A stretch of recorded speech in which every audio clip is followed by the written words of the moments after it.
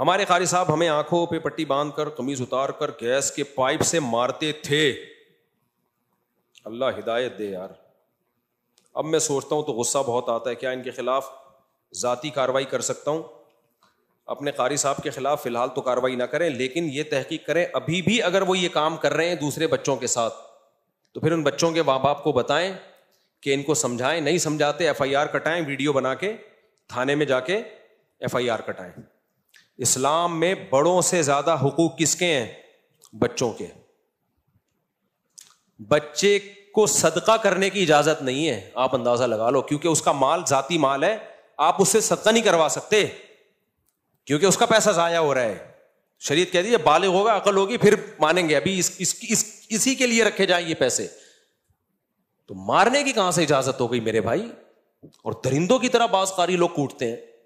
تو اس لیے مجھ سے لوگ پوچھتے ہیں کہ قاری بچوں کو مار سکتا ہے؟ میں جواب میں کہتا ہوں اس زمانے میں مارنا تو دور کی بات, کسی قاری کو, استاذ کو, چھوٹے بچے کی بات کر رہا ہوں, مارنا دور کی بات, ہاتھ لگانے کی اجازت نہیں ہے. ہاتھ لگانے کی صرف سر پہ پیار کرے بس, سر پہ ہاتھ رکھے بس, باڈی کو بھی ٹچ کرنے کی اجازت نہیں ہے. یہ فساد کا دور ہے.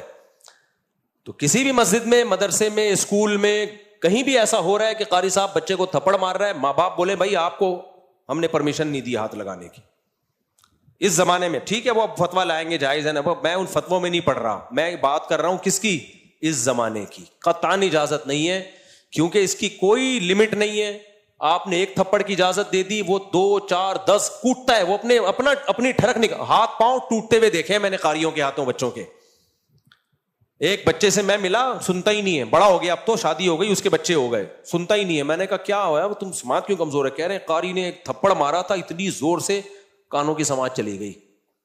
تو اس لیے سارے قاری ایسے نہیں ہوتے, ہم نے بھی قاریوں سے پڑھا ہے, اللہ کا شکر ہے کبھی نہیں تھپڑ مارا. میں نے جس مدرسے میں پڑھا ہے کبھی نہیں مار پڑی, صرف ایک دفعہ پڑی تھی. مجھے 8 سال میں ایک تھپڑ پڑا تھا, وہ تو اتنا تو حق بنتا ہے, وہ تو 2 4 پڑھتے تو ہمیں تو خوشی ہوتی تھی ہمارے استاذ ماریں, کیونکہ ہمارے استاذ اتنے نرم دل ہمیں ملے, اتنے پیارے پیارے سویٹ سے استاذ تھے کہ وہ تو ہمیں مارتے تو ہمیں خوشی ہوتی یار, کبھی اس سے تو فائدہ بھی تو ہوتا ہے نا. لیکن ایسے استاذ مارکیٹ میں بھی تو شارٹ چل رہے ہیں. تو مجھے ایک تھپڑ پڑا ہے, طالب علم, مدرسے کی بات کر رہا ہوں, وہ استاذ بھی پٹھان. ہر سال میں نے اسے ان پٹھان ٹیچر جو بڑے سخت تھے, پورے دور حدیث تک انہوں نے ایک تھپڑ مارا, وہ بھی گردن پہ. وہ بھی کیسے مارا؟ دور حدیث کا پرچہ, دور حدیث نہیں, اس سے پہلے جو موقوف علیہ ہوتا ہے, میں کیسے تیاری کر رہا ہوں, رات کو حاشیے دیکھ رہا ہوں, صبح پیپر ہے. ایک دم ایک غیبی آواز آئی نا, تو مجھے لگا کہ پہلے میں سمجھا کوئی فرشتوں کی آواز ہے کہیں سے, پھر مجھے لگا کہ کچھ محسوس سا ہوا یہاں پہ, کیونکہ تکلیف بعد میں ہوتی ہے, سنتا پہلے. اس تکلیف کی اسپیڈ سے آواز کی اسپیڈ تیز ہے. تو مجھے یہ بھی اندازہ ہو گیا اس دن کی تکلیف کی محسوس کرنے کی اسپیڈ سے جو آواز کی اسپیڈ ہے, دیکھو سائنسدان اسی طرح تو فارمولے نکالتے ہیں. تو میں نے دیکھا یہ ہوا کیا ہے, تو میرے استاذ کھڑے ہوئے تھے, انہوں نے گردن پہ رکھ کے لگایا.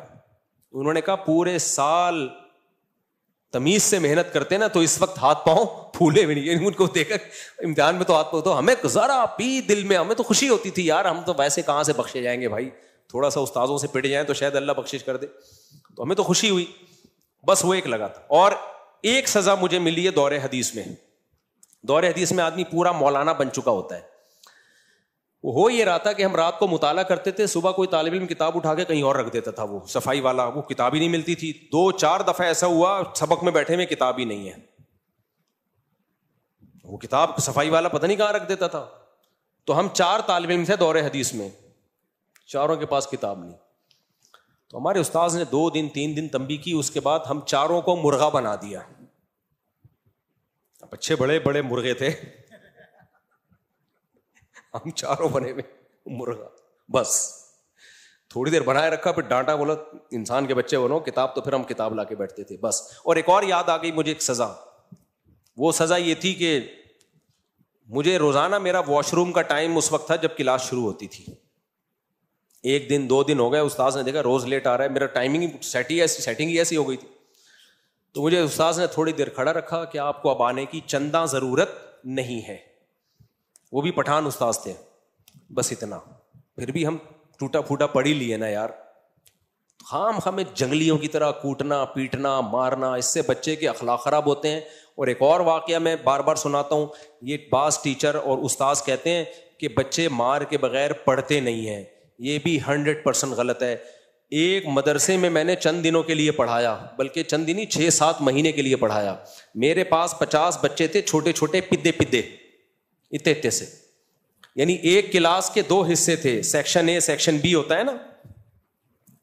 تو 50 بچے میرے پاس، 50 بچے اسی کلاس کے سامنے ٹیچر کے پاس، اور کتابیں دونوں کی سیم. میں نے 6-7 مہینے میں نہ کسی کو تھپڑ مارا ہوگا، نہ کسی کو ڈانٹا ہوگا، مزے سے گپ شپ لگا کے لطیفے سنا کے ان کو میں نے پڑھا دیا. سامنے ٹیچر روزانہ بچے پٹ بھی رہے ہیں، کوئی مرغا بنا ہوا ہے، کوئی ایک ٹانگ پہ، کوئی ہیلی کاپٹر، کوئی بغیر کرسی کے بیٹھا ہوا ہے. سمجھ میں؟